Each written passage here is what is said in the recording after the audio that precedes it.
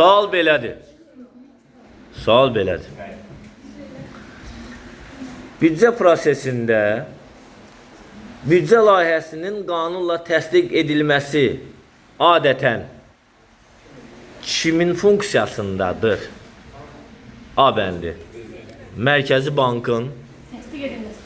B. Prezidentin.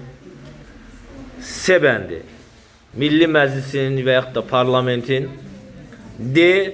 Nazirlər Kabinetinin. Vaxt gedir.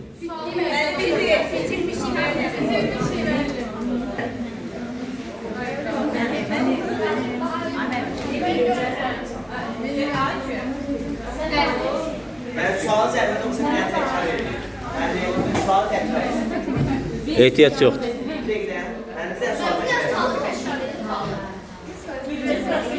Yenidən sualı təkrar edəcəm.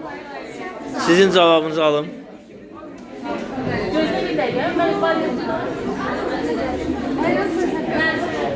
10 saniyeniz qalıb. Yəni kimin? Prezidentin. Siz nə deyirsiniz? Parlamentin, Milli Məclisin. Tamam.